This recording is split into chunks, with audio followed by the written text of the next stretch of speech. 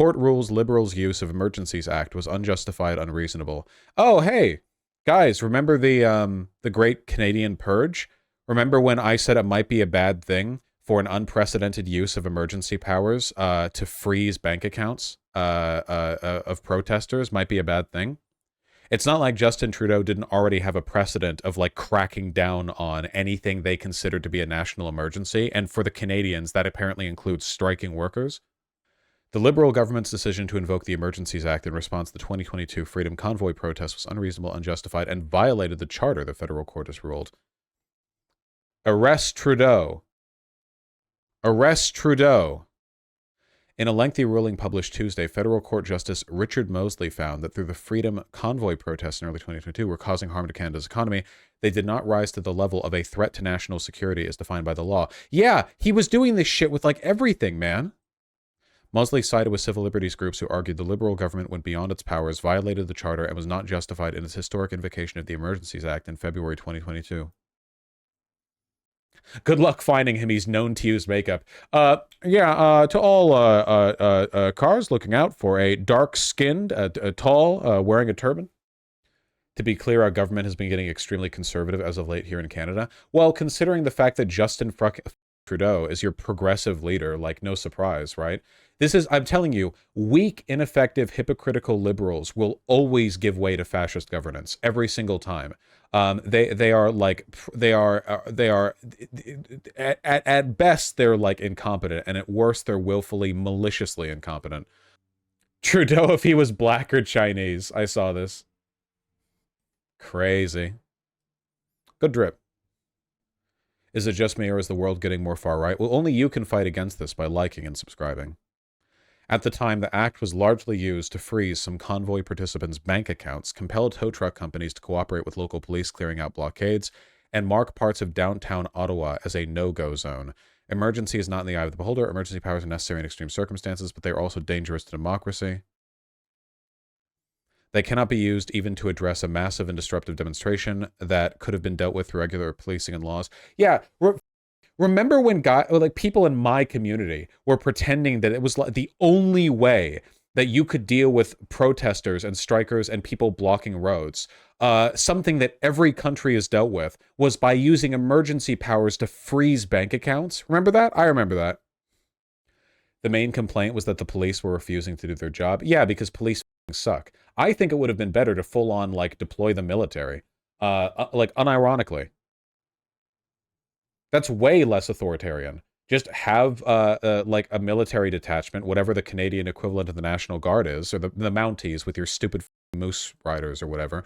And just yeah, if police aren't doing their job, like fire them, bring in new people, like be proactive, you know? I don't think so, Kalik Tessie. I remember going over it. They could have deployed the military in some regards without the use of the Emergencies Act. You need the Emergency Act to deploy the military? No.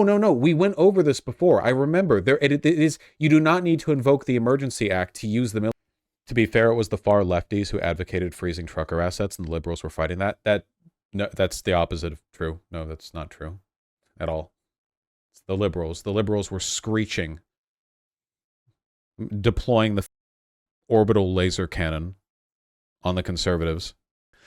Displaying an uncommon level of introspection in a ruling. That's an odd statement to make. Is the National Post a conservative rag? It sounds like one.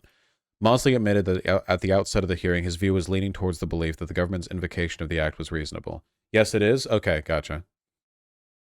It's center-right? Okay, so Nazi, gotcha. So is there going to be any, like, consequence to this? Conservative leader Pierre Poilievre, I know that JoJo character, also reacted to the news on Twitter by placing the blame solely on Trudeau. He caused the crisis by dividing people, then he violated charter rights to illegally suppress citizens. As PM, I will unite our country for freedom. This is not looking good for Trudeau in the upcoming election. What's his approval? Trudeau tracker. Approval of Prime Minister Trudeau by age and gender. Okay. This is for everyone, I see, overall. God damn, he is not looking popular right now. Yeah, see, look, well, is it? Yeah, it looks like it was around the beginning of 2022 when all that business happened that the numbers started climbing up. Hard to believe that at one point he had 65% approval. Can he run again? I don't know, but it's indicative of like the broader distrust of the party, I feel. The CPC is projected for a landslide. The Conservative Party of Canada, I'm guessing. I don't know much about Canadian politics. Yeah, that looks like it. Um, God damn, look at that. The CPC is going to single-handedly hold the majority? We're still 20 months out from an election? Oh, sure, sure, but this is quite the mountain to come back from, just on their own. Hey, if you want to blame anyone, man, blame liberals. Same with the Democrats, dude. You live under Democrat or liberal governance, and they just things up time after time after time. They're unlikable. They're hateable. And then like, oh, what a surprise! The conservatives rebound off of that. It's pathetic. To be fair, you should take a look at how long Trudeau's been PM.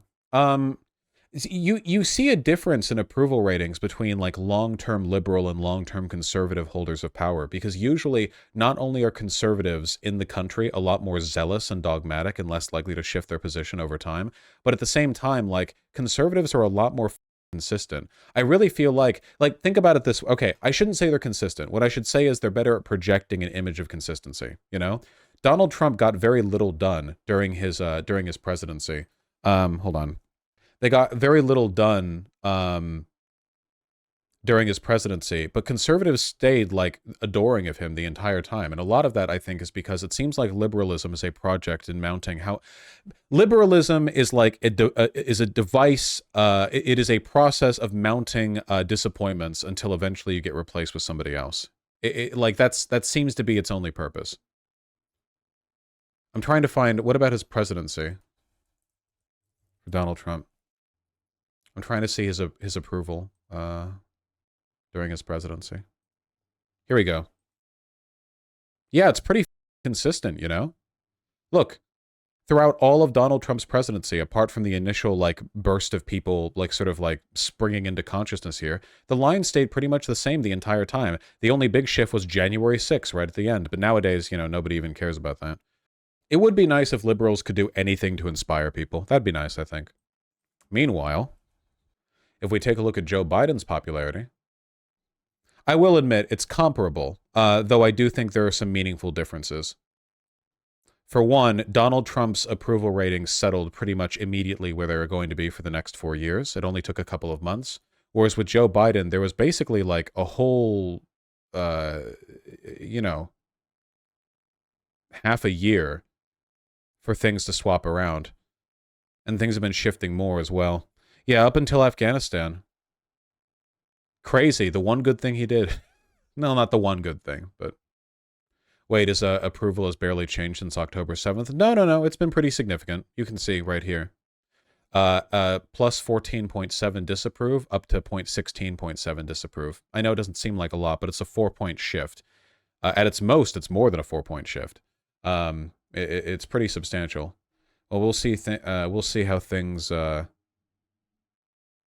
with Trudeau, I suppose. I don't get how the far right manages to do so well here in Belgium.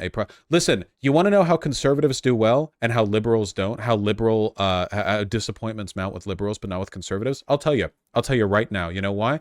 Because conservatives say things their constituency wants to hear, and liberals don't. Liberals are weak. Liberals don't like going up there and standing up on the soapbox and projecting messages of hope, because liberals fundamentally are a status quo entity. They are a to acknowledge great systemic inequality, to say there is great work to be done. I mean, you can address these kind of like on paper, but to really talk about it, they don't like to do that.